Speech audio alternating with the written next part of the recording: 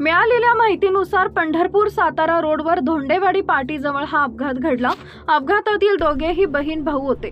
दोघेही सकाळी शाळेत जात असताना ही घटना घडली आहे। राधिका धनाजी देटे आणि चैतन्य धनाजी देटे हे दोघे लहान भाऊ आणि बहीण सकाळी नेहमीप्रमाणे सायकलीवर शाळेला निघाले होते।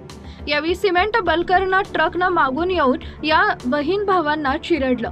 धडक बसल्यानंतर दोघेही चाकाखाली सापडले। पण या अपघातात चैतन्य हा 5वीत शिकणारा मुलगा जागीच मृत झाला, तर त्याची 6वीत शिकणारी बहीण ही राधिका गंभीर जखमी झाली। स्थानिकांनी धाव घेऊन तातडीनं राधिकाला नजीकच्या रुग्णालयात दाखल केलं। त्यानंतर तिला उपचारासाठी मिरज इथं हलवण्यात आलं। संतप्त जमावानं ट्रक अडवला। घटनेची माहिती मिळताच पोलिसांनी घटनास्थळी धाव घेतली। पोलिसांनी ट्रक चालकाला ताब्यात घेतलंय। या अपघातात देटे कुटुंबावर दुःखाचा डोंगर कोसळलाय। अपघातात छोट्या भावानं प्राण गमावले, तर बहिणीवरती रुग्णालयात उपचार सुरू आहेत। या घटनेनं परिसरात हळहळ व्यक्त होत आहे।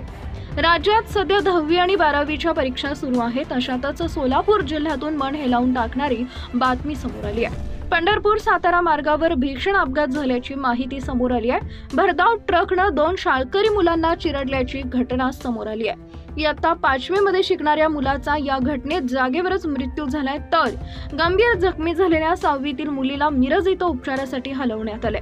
पोलिसांनी ट्रक चालकाला ताब्यात घेतलं असल्याची माहिती आहे।